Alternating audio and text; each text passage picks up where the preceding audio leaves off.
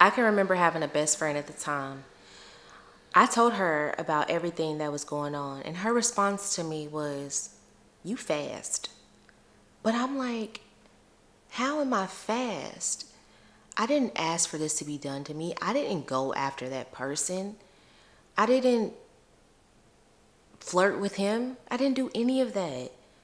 One, because I knew, like, I just didn't have that confidence to just go up and do stuff like that. And two, my mama didn't play that, nor did my daddy. So in that moment, I needed her to be my friend, to comfort me, to speak just,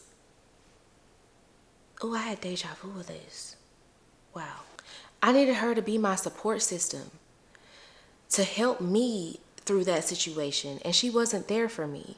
And this same particular friend, I can remember really being just a mean girl. Like she was nice at times. We had our laughing moments, and she was someone I thought that would be my friend till the end, and we grew apart.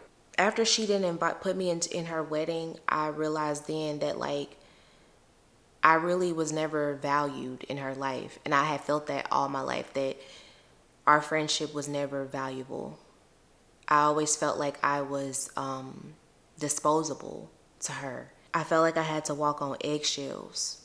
I can remember, like, one time she was mad at me, and I had wore like some Coach shoes to school. It was some orange Coach shoes that she had let me borrow, because my mom didn't really buy me a lot of stuff. Like, my closet would be empty. She had a closet full of clothes, and we barely had anything.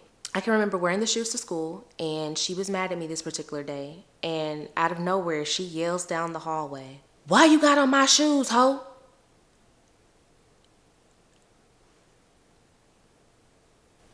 Yeah, this is supposed to be my best friend now.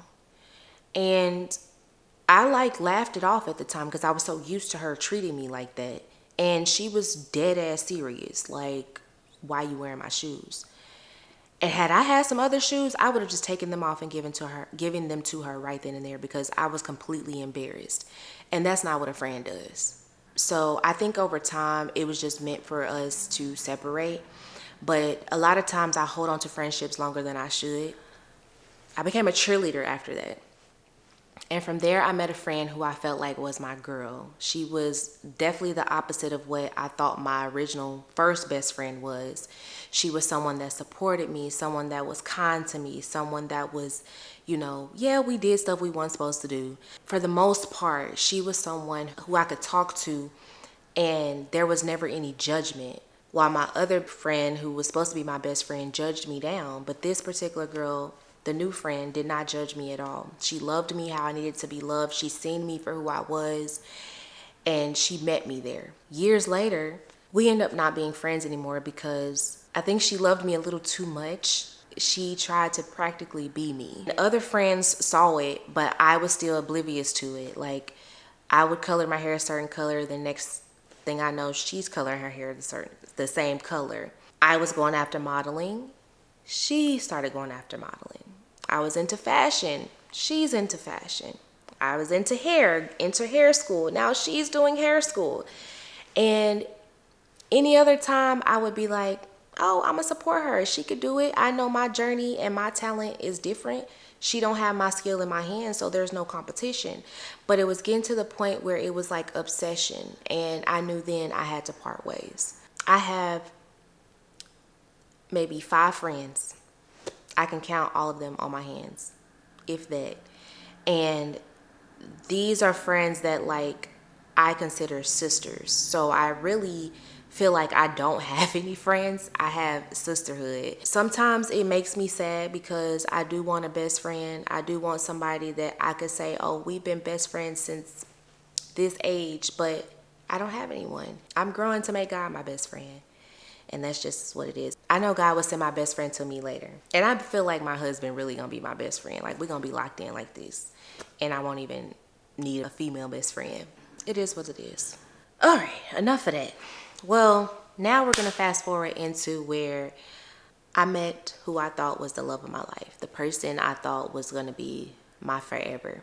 Moved to Atlanta. We started dating in 11th grade. Everything was great. Started off great. With him, it was verbally abusive and physically abusive. And it held me hostage for a long time. Here are some of the pictures of what I had to go through.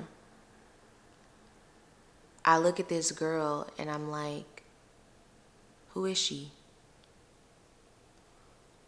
Why did I allow it to happen? Why did I stay for so long? My mom was attacked on social media before.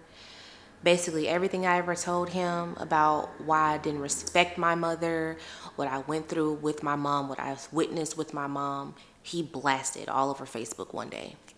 And I just couldn't believe it. And in that moment, because of the disconnect I have emotionally with my mom, there was no type of emotion that I felt for her. And that hurt me. And that's why I say we're still working on our relationship, because I hate that I'm not emotionally connected with my mother. To be honest with you, I wanted a family. I never wanted to be a single mother. Why would I tell myself that this is love and this is all that is out here for me? When I know the God that I serve, why would I sit here and accept this? So if you're dealing with this same thing, ask yourself, why are you accepting this? Don't you know there's a God out here who loves you, who will protect you, who will defend you? That's not love. It's not how he created you to be loved. That other person is going through something that only God can get them through. You have to free yourself of that. And I did.